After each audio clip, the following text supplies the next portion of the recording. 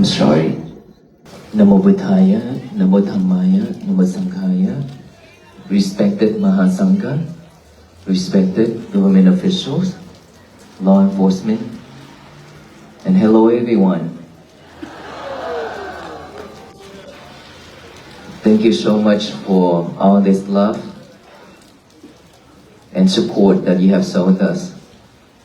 I really cannot stand seeing you staying in the rain for us like this. Every single time for the last 110 days, when I see people coming out under the rain, the cold, snows, and the ice, I cannot bear those feelings. It aches my heart.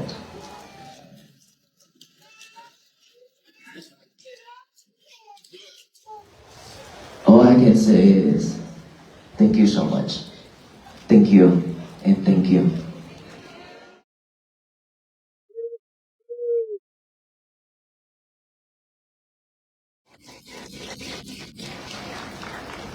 This is my home.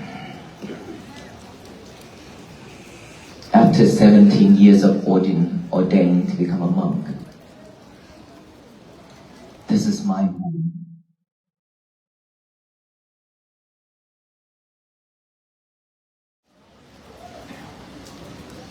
And this is my teacher.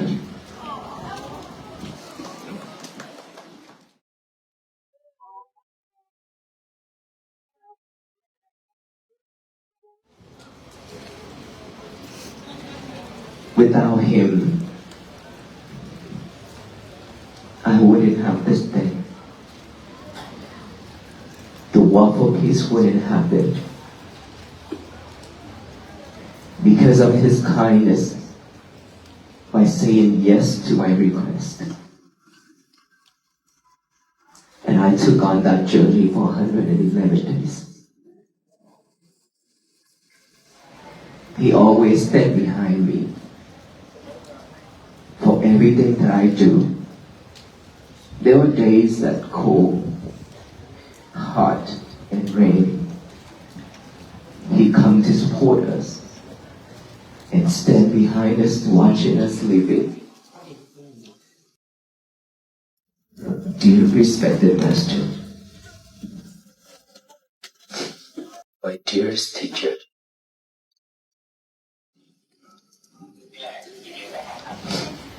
I have completed this journey. I have done everything that I could. And I hope all those with everything that I have done make you proud. And I hope that I didn't do anything wrong to hurt you. I'm sorry.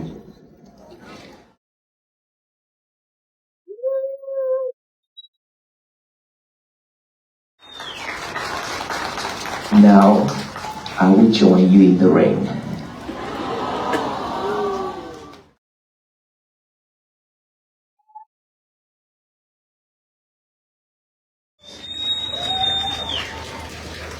Without you all, this wouldn't happen. Because of so much support and so much love, you have shown for the last 110 days, and especially today.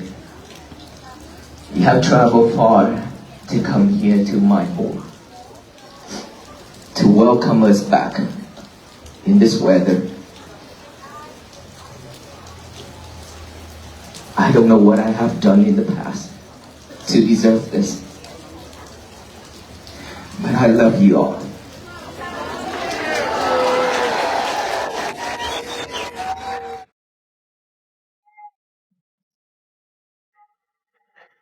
This is what we need in this world. Loving kindness, compassion, and peace. Are you at peace right now? Are you? What is the message that I always say? Today is our peaceful days, right? Is it? Let's all say that together one more time. Today is going to be our peaceful day. 1, 2, and 3. One more time. Even louder. Thank you so much.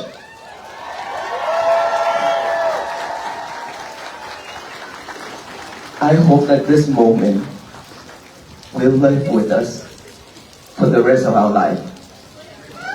We will walk together on this path, this journey, to find peace, to spread peace throughout this nation, throughout this universe, so that this world will become a better place for all the future generations and ourselves to live. Will you walk with us? Even in this type of weather, any type of road, even roller coaster road, we will not give up. We will never give up, because this is the way to bring peace to ourselves and our family, our neighbors, our society, our country, and our world, so that we don't have to suffer anymore. I respectfully ask all of us here and all the people who follow us online and everywhere in this nation around the world, always stay calm, patient, be mindful on everything we do, regardless of what the world throws into us. Rocks, lemons, bitter melons, it doesn't matter. We take them all. Rocks can be decorated in our garden, just like this garden here. If you walk around, all those rocks, all those carving, I and my team, the people here, and our venerable monks who did it many years, I collected all those rocks, and those rocks represent all kind of sufferings, all that burden on our shoulders. We collect them all to decorate our own garden. Can we do that? Any lemons that this world throwing at us, we collect it, make some lemonades, get some vitamin C. All those bitter melons the world throwing at us, we take them all, cook them, consume them, because they can treat diabetes. Please always stay calm, always be mindful on everything we do. Do not multitask anymore. Try to stay away from your phone as much as possible. From now on, practice mindfulness every day. That is how we walk together. That is how we change this world together. The monks alone cannot make this happen, but require all of us. Remember that moment when we say, today is going to be our peaceful day together. With that energy, all the people can do that together. It will completely change this world. With just that energy alone, all of us receive the benefits of it already. Imagine all human beings doing it together. That is how we change this world together, and that is how we walk together on this path. So thank you so much for all the love, all the support. I cannot express my gratitude enough to all those in such weather days that you came out and stand in the cold check-in, offering us some flowers, water, snacks, some warm clothes, hand warmers and everything, even a cup of tea in a freezing weather. All those moments and all the support from my team and the people around along the road, that earlier we already mentioned them all. I cannot thank enough. But all these people and all of you will live with me for the rest of my life. And I promise you all that whenever you still will be able to walk on this path, I will walk with you all. And together we will walk on this path. If you don't lift me, I will not lift you. That is my vow. In front of you all, I make that vow. In front of the Mahasangha, all the monks community. I make this vow in front of you. If you do not lift me, I will not leave you.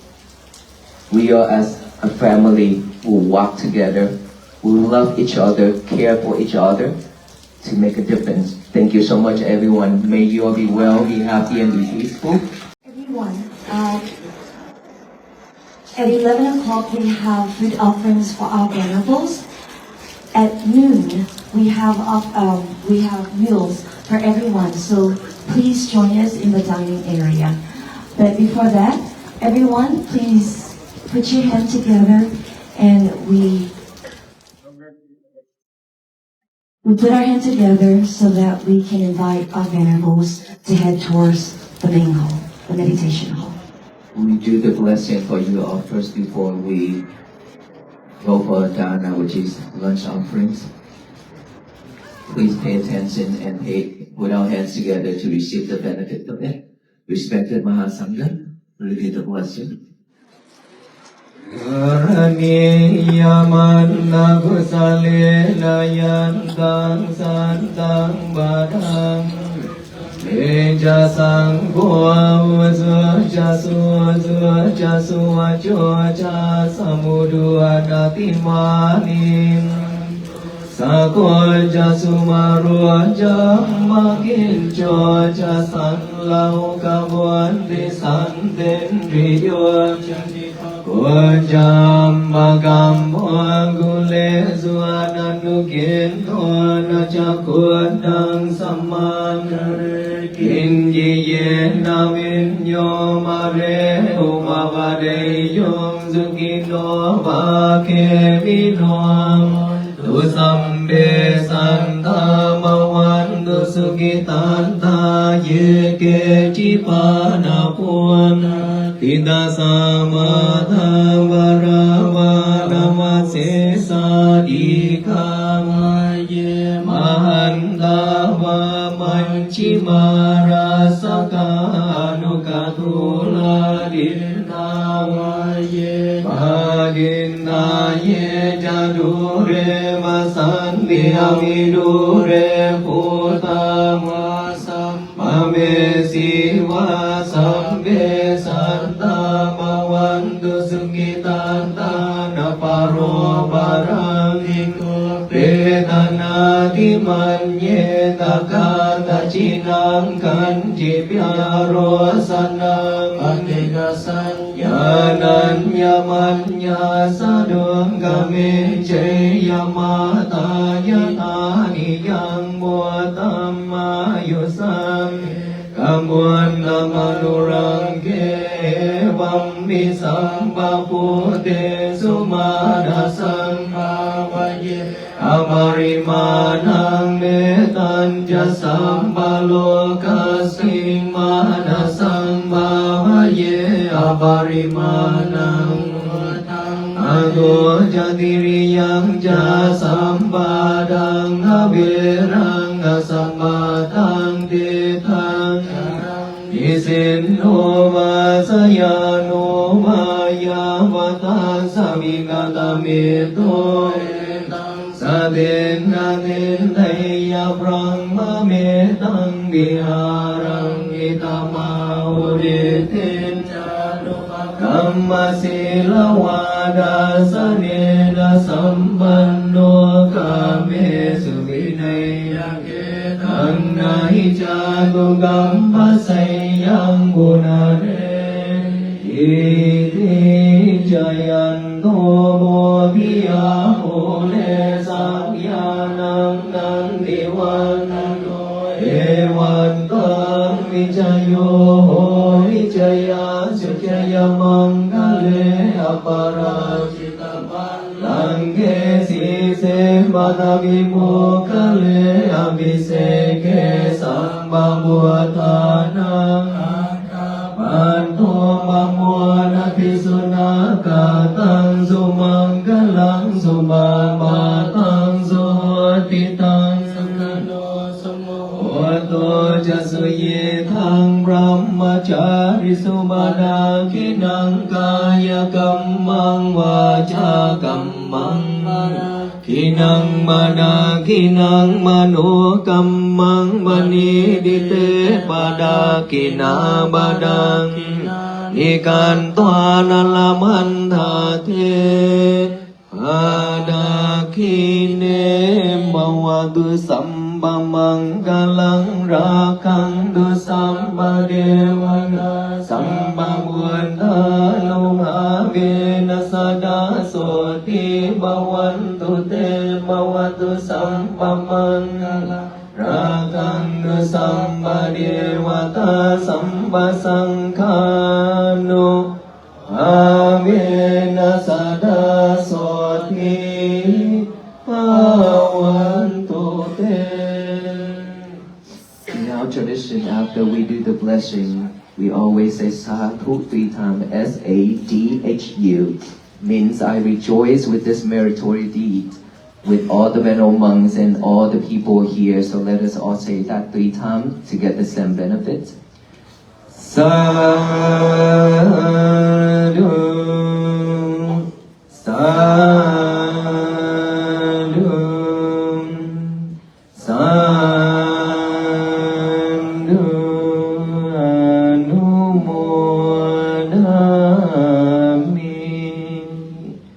May you all be well, be happy, be peaceful. Thank you so much. I also like to express my gratitude to our Sangha from Thailand, France, and from other states who sacrificed their time, their health. And you have shown us that when you walk for peace, mindfulness, and compassion. Although we are different in ethnicity, speaking different languages, but we all have the same language, and that is the language of Dhamma Buddha.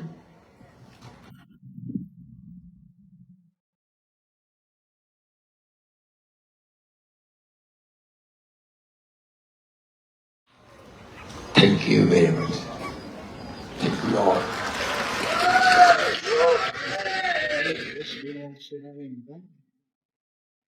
Namo Buddhaya. May God bless you.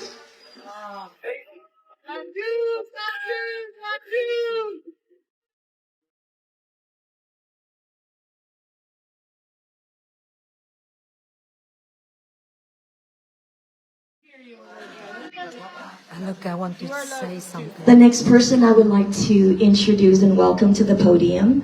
He was here on the first day when our Sangha started the journey. Representative District 92.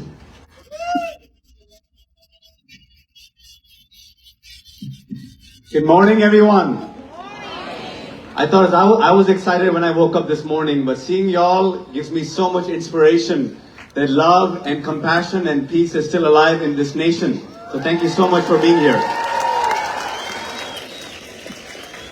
My name is Salman Bojani, and I'm a Texas State Representative serving parts of Dallas-Fort Worth Metroplex at the Texas Capitol.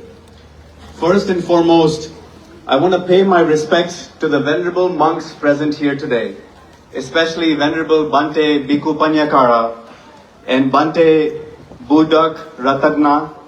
Your leadership and vision for a peaceful world are truly inspiring. I also want to pay my respects to all the elected officials present here today, along with law enforcement officers who are keeping us safe. And to all the people here today, thank you so much for being here to show your support for this remarkable cause. It is an honor to be back here where the journey began last October 2025, to welcome home all the venerable monks and everyone who took part in this extraordinary 2,300-mile walk for peace across our country.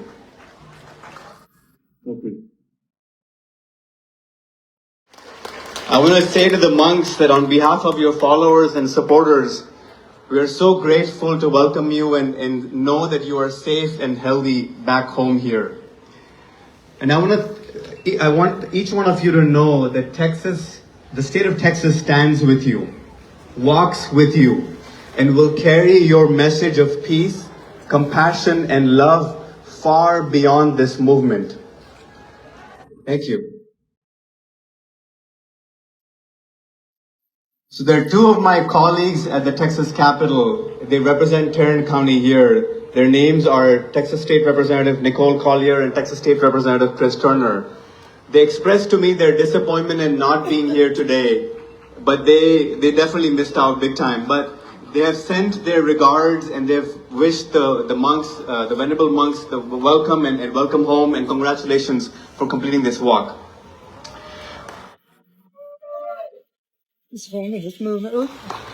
So I often prayed for your safety and well-being and your success as these months were going by. As I was watching the news, I was watching everything. I prayed for their safety and good health and that you'll be in strong spirits. But you captured the nation's attention and your message moved people far beyond this country and the state of Texas. Long before many of us heard this story, I was already following your journey with deep respect. So when people began reaching out to me, telling me, hey, have you heard about this Buddhist walk? And I was proud to tell them, not only do I know about this, but I had the honor of standing with them right here as they began their journey. From your first press conference to the day I welcomed you at the Texas State Capitol in Austin, I witnessed firsthand your courage. And that the witness matters more when we consider the climate we are living in today. Today, as anger, division, and fear are too often rewarded and even celebrated sometimes, each of you cut through the noise and led with courage, passion, and peace. Today, our nation feels divided and weary, which is precisely why your pilgrimage resonated with so many people deeply and millions across the world. It offered a living example of what peace requires: discipline, sacrifice, and daily practice. And in doing so, you called all of us back to a deeper responsibility, to one another, to a shared dignity, and to the common good. Each of you embodied those virtues and showed people to reject division and anger, reject hate and fear, and reject the temptation of the indifference. Your journey has already begun to carve a path defined by dignity, compassion, and unity. And because of that, I can say with confidence that your journey is also a profound expression of patriotism. It is, absolutely, you can clap for that, yes. It's also an American value. It is not lost on me that today we also celebrate Valentine's Day. And we welcome the monks on this very special day, a day of love and compassion. Today with the monks and through what Valentine's Day asks us as people to do, we celebrate the love in not only how we feel, but we express on a daily basis how that emotion is. It is something we prove through sacrifice, discipline, and service to others. That is exactly what each of you has modeled in this country. Even recently, how many people watched the Super Bowl? Right? So if y'all remember in the halftime show, you saw Bad Bunny, right? And I bring this to say that as I was watching this, on the Jumbotron, there was a huge message that said something, and most people know about this, right? That the only thing more powerful than hate is absolutely. And so when I was watching the Super Bowl, I was thinking about the monks. I mean, that's the exact message that's resonating with each and every American, each and every person that's fighting against the divisiveness that we have in this society right now. So thank you so much for spreading that message. But I have no doubt that your journey carried that truth to countless lives and helped grow a movement of love, compassion across the country. Lastly, there should be some meaning behind this. So let me propose what I think that this meaning should be. I've always believed that faith should be a bridge, never a barrier. And today is a powerful reminder that different traditions can go further together with the shared purpose of our humanity. When I first learned about this walk from Neeraj Bhattacharya, I told him that I want to join you in this journey. It's such a remarkable journey. But due to my public commitments and my work commitments, I couldn't join. But I know that you carried, each one of you monks carried with you the hopes of so many people around us that could not join you all on this walk. And so we symbolically joined you in this walk.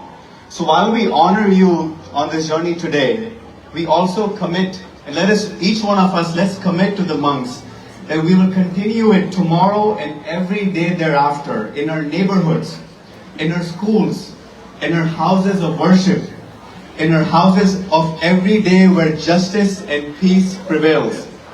And if we do that, if we keep this walking with a purpose and love, then years from now, we will be able to say this was not just a beautiful homecoming.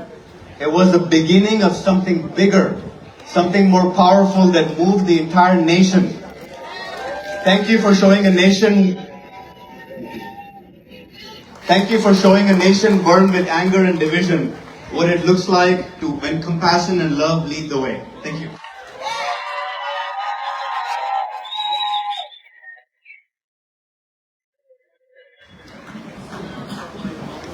Thank you, Mr. Salman Bajani. Next, I'd like to invite Ms. Deborah Peoples. She's a council person for City of Fort Worth, District 5. She will be speaking on behalf of Mayor Fort Worth, and she does have a proclamation to present to Bhikkhu Pannakara. Good morning. My name is Deborah Peoples, and I am pleased to represent this amazing temple and the venerable monks who reside here.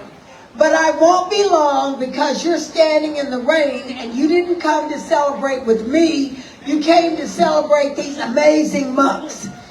But on behalf of the city of Fort Worth and the mayor of the city of Fort Worth, Mayor Mattie Parker, I want to extend my deepest admiration and heartfelt pride as you completed your extraordinary walk for peace.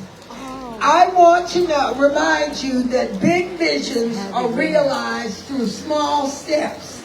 And so on behalf of the mayor of the city of Fort Worth, your walk, Venerable, has become part of our city's history. It demonstrated that peace is not passive.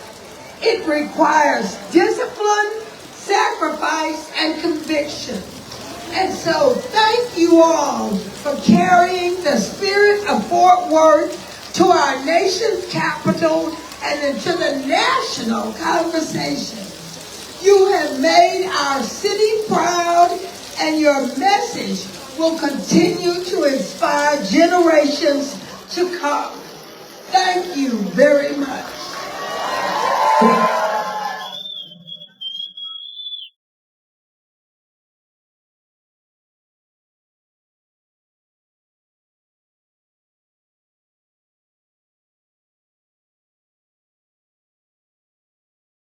It's training so hard.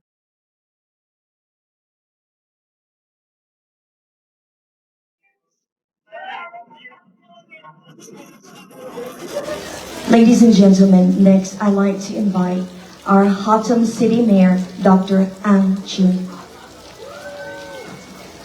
At first, thank you everyone because raining so hard. I just talk about 2 hours. That's all. But by the way, at the beginning, I am the founder together with the Bhikkhu Buddha, the master at the beginning, and I am also the teacher or director of Bhikkhu Pannakara when he was young. with me. I yelling at him all the time. But right now, I have to bow him. Thank you, everyone. You have to be there. I was in DC for 3 days. You have to be there to feel the compassion, the cold, how the monk can walk 23 miles. At this moment, I would like to thank you all the monks from different countries coming here, everyone standing on the rain. So I would like to say one more time on the Buddha name, thank you so much. Namo tassa bhagavato arahato sama sambuddhassa.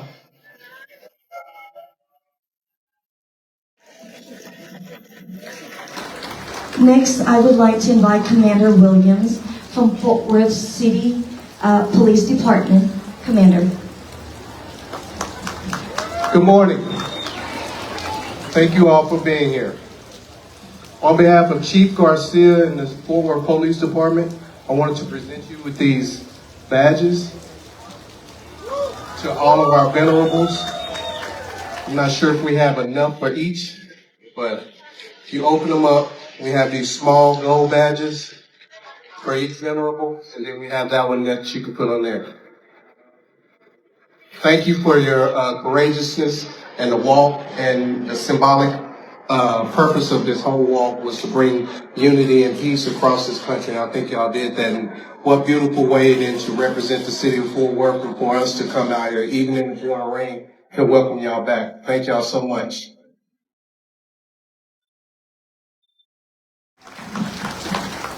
Thank you, Commander. Everyone, I understand it's raining and we like to wrap it up soon. However, our last speaker, whom you've been waiting for.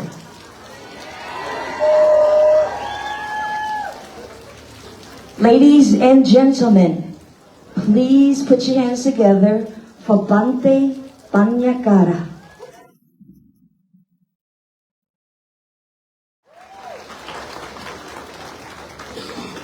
Respected Mahasangha, we are now for Dana, lunchtime.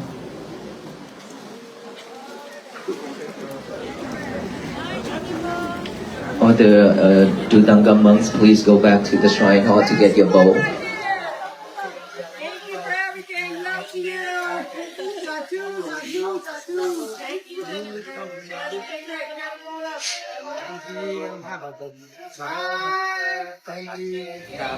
Everyone, after all the monks have our food, and everyone will join us for lunchtime today, okay?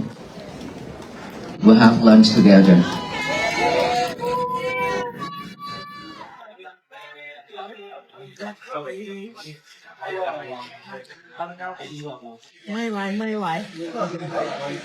Native Texas sun,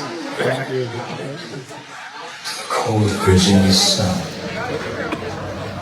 venerable monks in the local walk-on, 2,300 miles, 110 days. Step by step, breath by breath, spreading peace, love, and harmony all the way to Washington, D.C.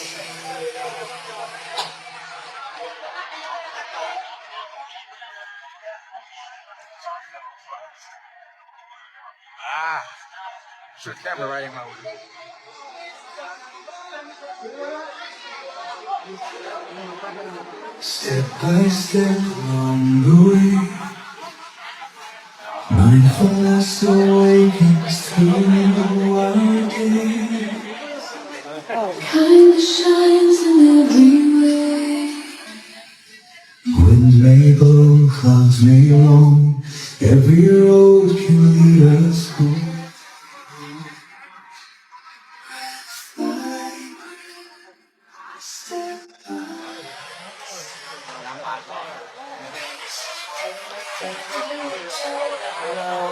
I'm going to squeeze behind you. Hold on, I'm going to squeeze behind you.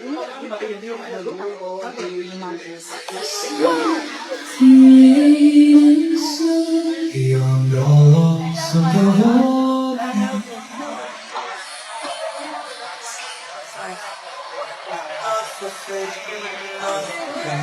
but raise awareness in each step. Every step a seed of care. who walks with gentle paws, letting love lead for your heart with boundless love, giving us a sense of The painter, this painting is after from there or here? Say it again, what? From there or here? Oh, I'll be over here. You can go down.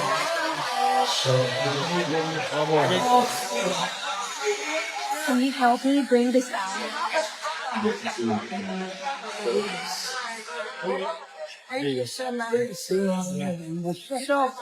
what do I do? Okay, go to the lady in front. I need to get these two.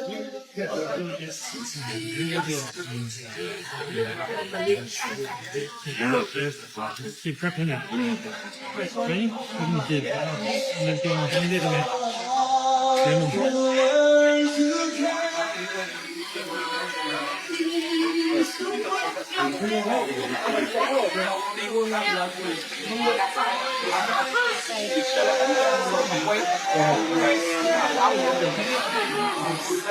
Lady in red.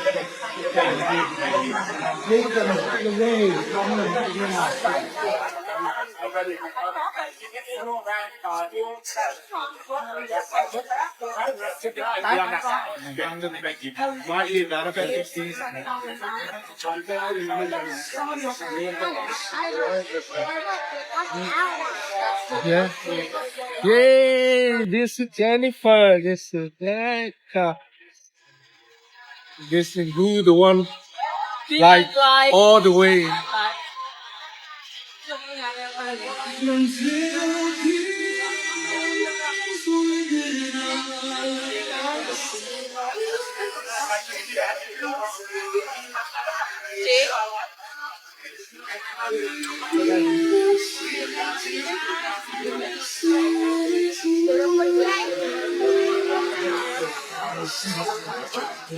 I want to see this picture.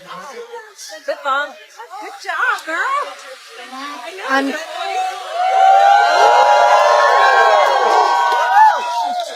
thank you.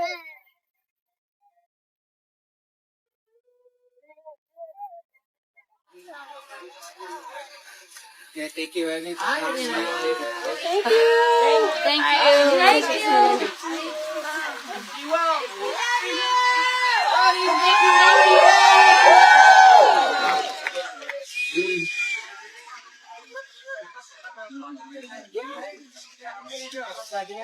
I'll get some mushy.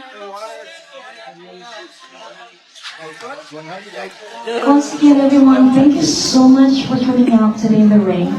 Our venerables not only walked in the rain, they slept in the rain. One time they were sleeping, and one of the Bande told me he thought he was on a boat. Because it rained so hard over the night, so he was floating. So I guess staying out here for about 2 hours, not too bad, huh?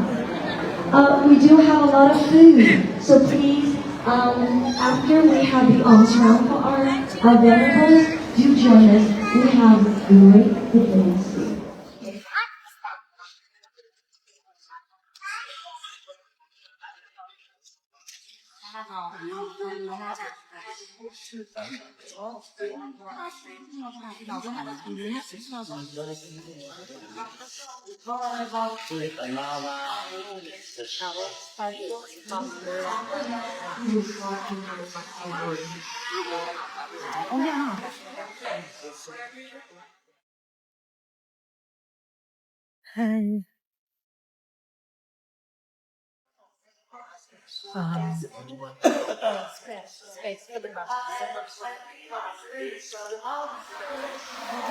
Well, our venerables are having their please do not take any pictures or videos.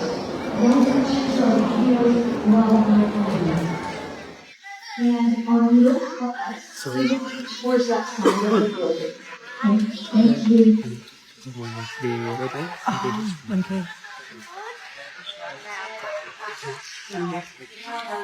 Okay, good.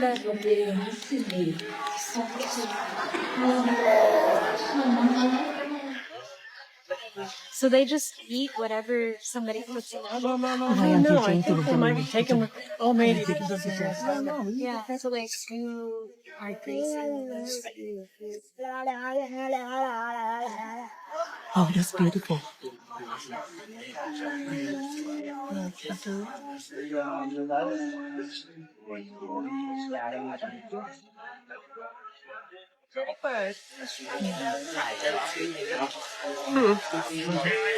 Thank you.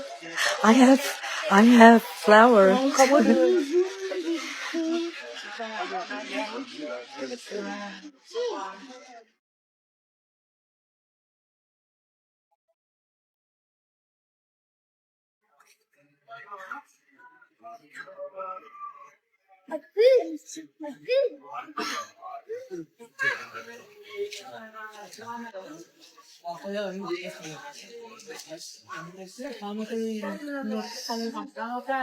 Be in the parade too.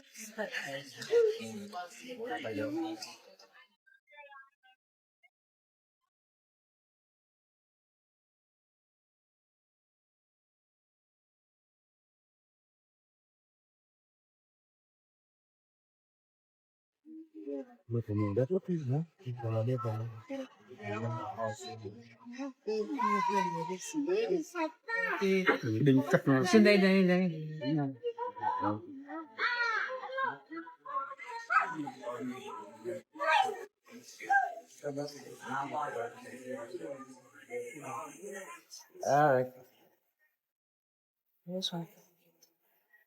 Cô bạn Trâm đi đâu rồi? Lo đâu, không đi đâu. Xong rồi mới gặp mừng, xong rồi vừa trận chia sẻ.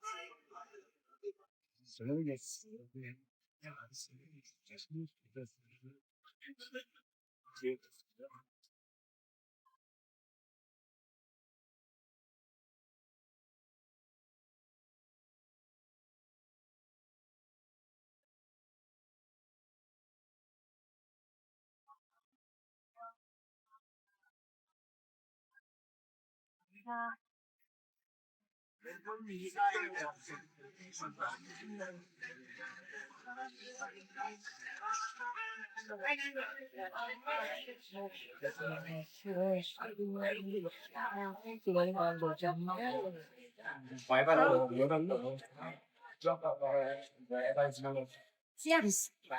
Very heavy raining outside. Because people don't stand outside.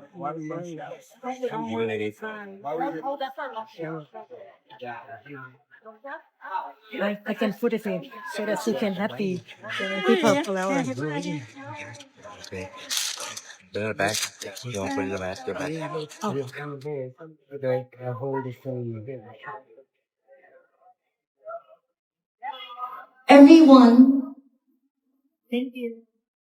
lunch for the public will be to the side of the meditation hall. The meditation hall is only for our venerables. So for those who like to join us for lunch, it will be on the side where I'm pointing at. If you're facing the temple, if you're facing the main hall, it will be to the right of the main hall.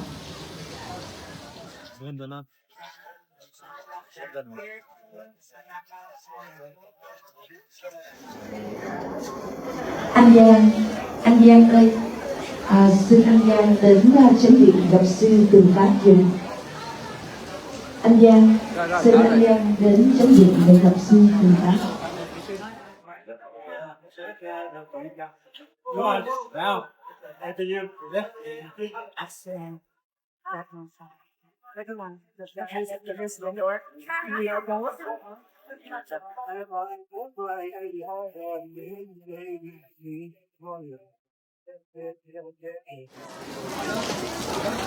Bhikkhu Pannakara wrote a book when he was walking in India. He has copies for us, for those who would like to have a copy, either in English or Vietnamese. You can sign up to receive that book right on the booth, right there, under that canopy. You can put your name, address, phone number. If you prefer to have English or Vietnamese, please note that also. When you sign up, we have an estimated number of people who need those books so that we can have it shipped here from Vietnam. Kính thưa quý vị nào mà muốn cái quyển sách Bước chân hành giả của sư tuệ nhân, quý vị có thể đến cái điều đầu tiên ở đây để thỉnh cái quyển sách đó. Nhưng mình hiện giờ chỉ ghi danh thôi. Quý vị có thể để tên, họ, số điện thoại, địa chỉ. Và nếu quý vị muốn tiếng Anh hay tiếng Việt thì để sách bên đó, để sau này Phật tử mình sẽ lưu ghép lại để mình biết là bao nhiêu cần những quyển sách này. Xin cảm ơn tất cả quý vị. I want to borrow the umbrella.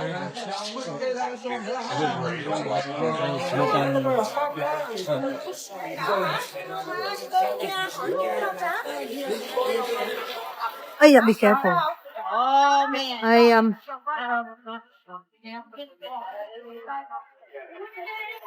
Can I borrow the umbrella? So I come back? Oh, we are actually leaving. Oh, you leave it? So, oh my goodness. Okay, no problem.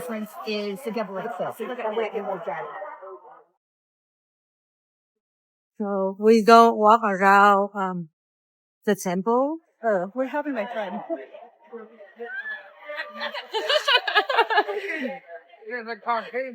Where people have lunch. Yeah. Everyone, please pay attention. Okay, move. Excuse me. This is on the side of the temple. Food for everybody.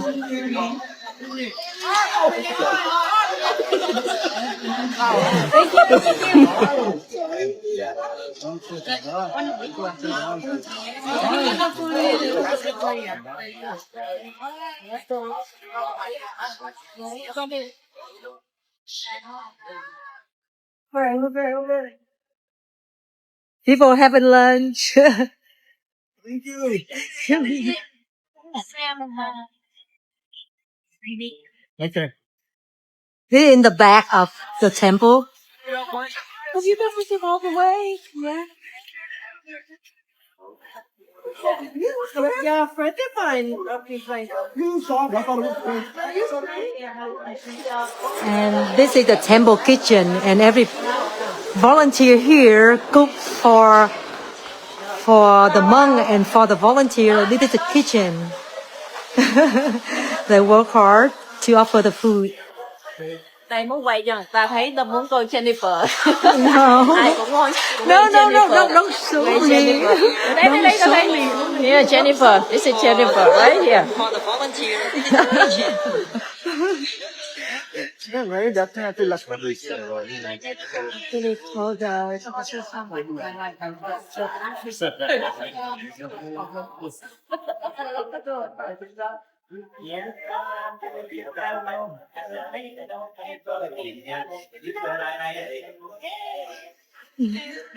Thank you, Jennifer. Thank you.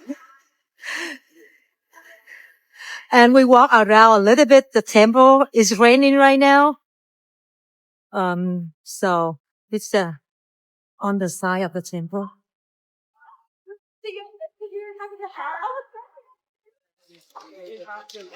I think when I was seeing the thing, they were. So he was. She was not on top of the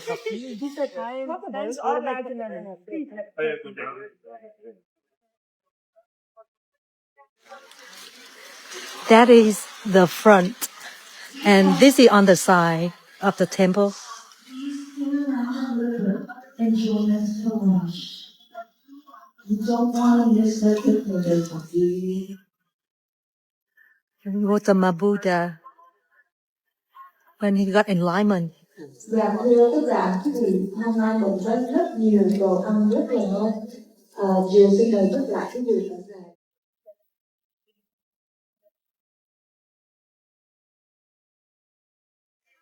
this is the front of the temple.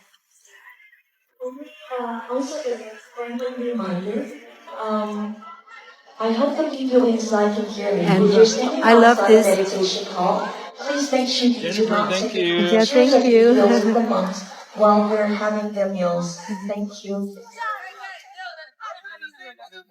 The sky over the gathering was heavy, a canvas of gray wool saturated with freezing rain that seemed determined to test the resolve of everyone present.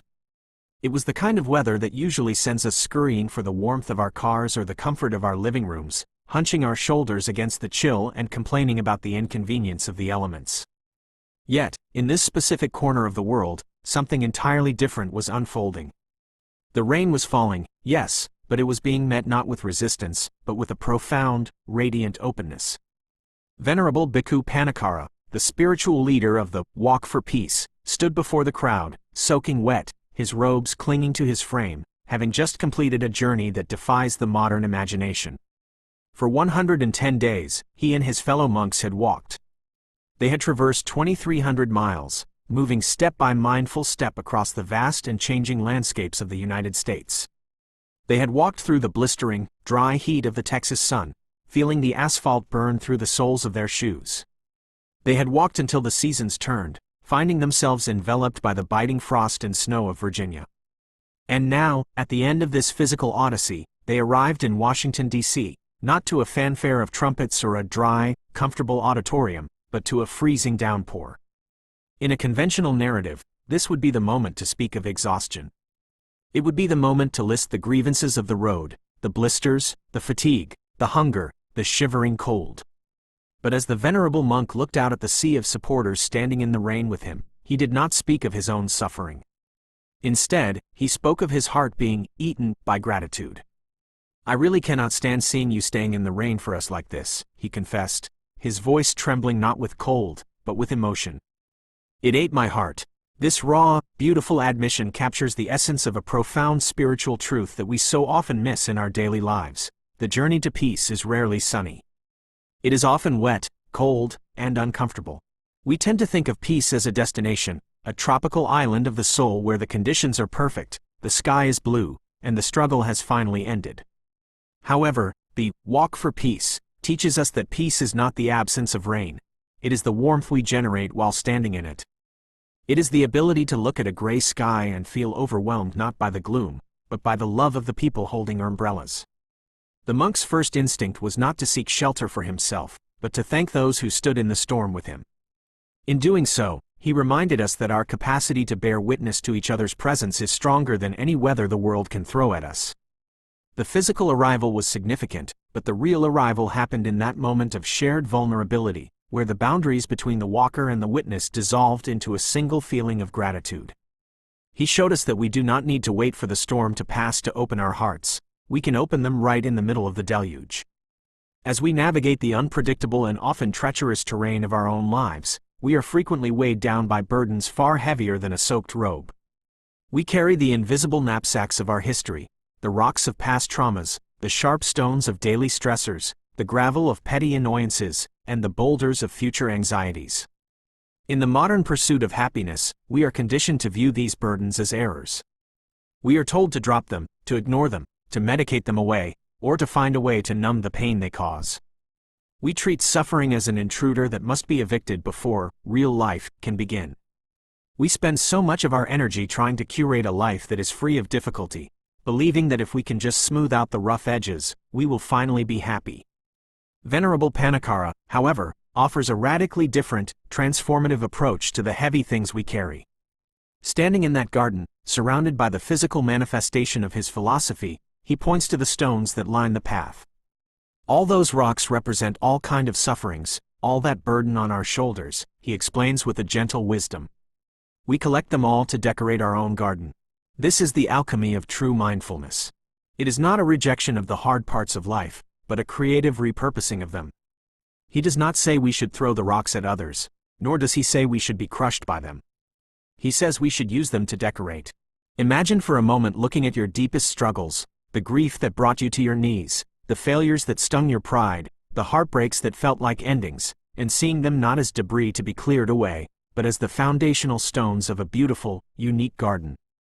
A garden without rocks is often flat and uninteresting. It is the rocks that give it texture, depth, and character. They define the beds where the flowers grow. They provide the contrast that makes the blooms appear more vibrant. Similarly, a life without struggle is a myth, and a character without scars is often shallow. By accepting the rocks the world throws at us, we reclaim our power. We cease to be victims of our circumstances and become the gardeners of our own spirit. He extends this metaphor into the realm of taste, using humor and practical wisdom to deepen the lesson. When life hands us the sourness of disappointment, the lemons of the world, we are invited to make lemonade. We extract the vitamin C, the nourishment, from the very thing that made us pucker. And when we are hit with bitter melons, those sharp, unpleasant experiences that taste like rejection, injustice, or loss, we are told to cook them and consume them. Why? Because, as he notes with a twinkle of insight, they can treat diabetes. They have healing properties. This is a call to metabolize our suffering. Instead of letting bitterness rot inside us, turning into resentment or cynicism, we cook it with the heat of our awareness and digest it, turning it into the nutrient of wisdom. It is a profound shift in perspective. Nothing is wasted. Every insult, every setback, every rainy day is raw material. We are the alchemists of our own existence, capable of turning the lead of suffering into the gold of peace. Yet, this work of transforming rocks into gardens and bitterness into medicine is not solitary labor. The myth of the lone hero, marching stoically toward enlightenment on a solitary mountaintop, is dismantled by the monk's deep reverence for his teacher and his community. As he stands before the crowd, he turns the spotlight away from himself. He points to his teacher, acknowledging that without that guidance, without that permission and support, the walk would never have happened. He bows to the supporters who offered water, warm clothes, and hand warmers along the thousands of miles. He speaks of the people who came out in the snow, shaking with cold, just to offer a flower. Without you all, this won't happen, he says repeatedly, his voice laced with the humility of one who knows he is but a single wave in a vast ocean. This humility strikes at the heart of our individualistic culture. We often believe we must carry our burdens alone, that asking for help is a sign of weakness, or that our spiritual progress is a private affair to be managed behind closed doors. We construct walls of self-sufficiency, fearing that if we lean on others, we will fall. But here, on the wet pavement, a vow is made that redefines strength. If you do not leave me, I will not leave you. It is a promise of fierce solidarity. We are walking each other home. The walk for peace was never just about a few monks moving their feet. It was about the invisible web of connection that sustained them. Peace is a communal project. It requires a sangha, a community of friends who support our highest aspirations. When we feel too weak to carry our own rocks, the community helps us lift them. When we forget to make lemonade from our lemons, a friend reminds us of the recipe. This interconnection is the safety net that allows us to take risks for peace. It reminds us that we are part of a family that extends beyond blood relations, a family bound by the shared desire to alleviate suffering. The monk's vow is an invitation for us to make similar commitments in our own lives, to promise our partners, our children, our neighbors, and even strangers that we will not abandon them when the road gets rough. In a world that is increasingly fractured, polarized, and lonely, this vow of togetherness, I will not leave you, is perhaps the most radical act of peace we can perform. It is the antidote to the isolation that feeds so much of our modern despair. However, to truly show up for each other, to honor that vow of presence, we must first learn to actually be present. We cannot carry a rock, hold a hand, or taste the lemonade if our minds are elsewhere, lost in the digital ether. In a striking pivot from high spiritual metaphor to urgent, practical advice, Venerable Pannakara addresses one of the greatest thieves of modern peace, our addiction to distraction. Do not multitask anymore, he implores the crowd. Try to stay away from your phone as much as possible. It is a jarring instruction in our hyper-connected age, where our attention is constantly fractured by notifications, emails, breaking news, and the endless, hypnotic scroll of social media. We have become a species that is physically present but mentally absent. We walk through beautiful landscapes while looking at screens. We sit at dinner tables with loved ones while checking messages. We try to meditate while planning our to-do lists. Multitasking is often worn as a badge of honor, a sign of our efficiency and importance. We pride ourselves on how many balls we can keep in the air. But the monk diagnoses this not as a skill, but as a spiritual sickness. When we are doing 3 things at once, we are not truly doing any of them. We are skimming the surface of our lives, never diving deep enough to touch the peace that resides in the present moment. Walking for peace requires that we actually walk, not walk while texting, not walk while listening to a podcast about the news, not walk while ruminating on yesterday's argument, but simply walk. To be mindful in everything we do is to reclaim the sanctity of the ordinary. It means that when we drink tea, we just drink tea, feeling the warmth of the cup and tasting the leaves. When we listen to a friend, we just listen, giving them the gift of our full, undivided attention. This singular focus is the gateway to the peace we seek. We often think we need to change the external circumstances of our lives to find peace, to get a better job, a bigger house, or a different partner. But the monk suggests that the change needs to happen in the quality of our attention. By putting down the phone, we pick up our life. We begin to notice the beauty of the garden we are building. We see the rain not as a nuisance to be ignored, but as water to be felt. We see the faces of the people we love not as background characters in our movie, but as the miraculous companions they are. Reclaiming our attention is an act of resistance against a chaotic world. It is the foundation upon which inner peace is built. Sustaining this level of presence and connection requires a grit that is often overlooked in spiritual discourse. Peace is frequently depicted in popular culture as soft, passive, or gentle, a state of blissed-out relaxation. But the transcript of this journey reveals a different reality. Peace is tough. It is resilient. It is a roller coaster road. The monk asks the crowd, "Will you walk with us, even in this type of weather? Any type of road, even roller coaster road?" And the crowd roars back, "Yes." This, yes, is the engine of resilience. It is the acknowledgement that the path of love is not a straight line. There will be peaks of joy and valleys of despair. There will be twists and turns that make our stomachs drop. There will be days when the road is uphill and the wind is in our faces. To say yes to the roller coaster is to accept the full spectrum of human experience without giving up. "We will never give up," they chant.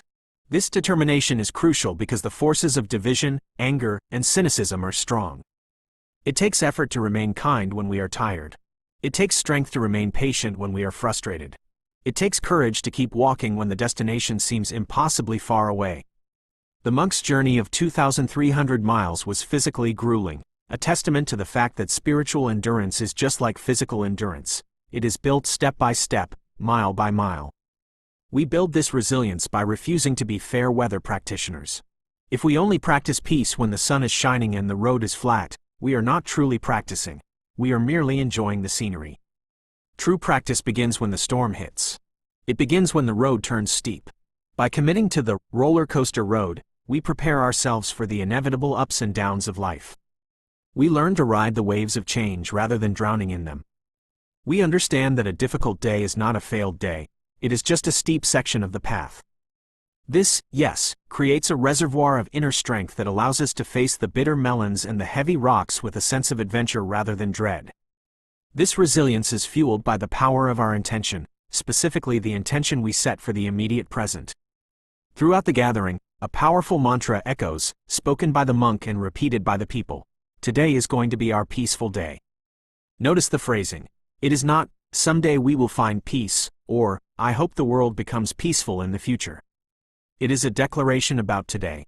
It is an ownership of the now. We are chronic postponers of our own happiness and peace. We tell ourselves we will be peaceful when the weekend comes, when the project is finished, when the debt is paid, or when the kids grow up. We mortgage the present for a future that may never arrive, always placing peace just over the horizon, perpetually out of reach. But the monk reminds us that the only time we can ever experience peace is today.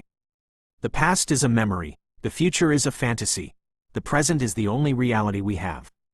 By chanting this together, the crowd is not just wishing for a reality, they are creating it. They are aligning their collective energy to make the present moment a sanctuary. With just that energy alone, he says, all of us receive the benefits of it already. This suggests that peace is not something we find, it is something we generate. It is a frequency we choose to tune into. When we wake up in the morning and declare, "Today is my peaceful day," we change how we interact with the world. We become less reactive and more responsive. We are more likely to forgive the driver who cuts us off or show patience to a rude clerk, because we have already decided that today is dedicated to peace. This intention acts as a shield against the chaos. It doesn't mean that bad things won't happen. The rain may still fall, the rocks may still appear, but it dictates how we will meet them. We meet them with the yes of resilience and the warmth of community. We meet them with the certainty that our internal state is not at the mercy of external events. As the ceremony draws to a close and the monks prepare to move toward the meditation hall for their meal, the deeper message becomes clear: the walk does not end in Washington, D.C. The physical miles were merely a training ground for the real journey, which continues in the hearts of everyone who witnessed it. The monks' final words are not a goodbye, but a promise of continuity. I will walk with you all.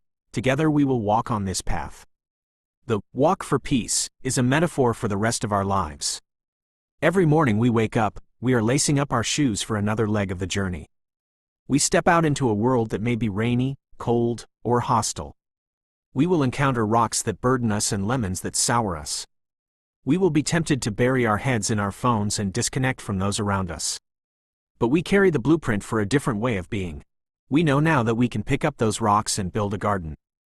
We know that we can look at the bitter melons of our suffering and find the medicine within them. We know that we do not walk alone, that there is an invisible line of support stretching behind us and before us, composed of everyone who has ever chosen love over fear. We know that by saying yes to the roller coaster and anchoring ourselves in the today, we can generate a peace that is contagious. The monk's journey challenges us to stop waiting for the world to become perfect before we open our hearts. It invites us to be the peace we are seeking, right here, in the midst of the rain. It asks us to look at the person standing next to us, whether a stranger or a lifelong friend, and recognize them as a fellow traveler. And ultimately, it leaves us with the quiet, unshakable conviction that as long as we keep walking together, every step is an arrival, and every day has the potential to be our peaceful day. The road stretches out before us, vast and open. The only question that remains is, will you walk?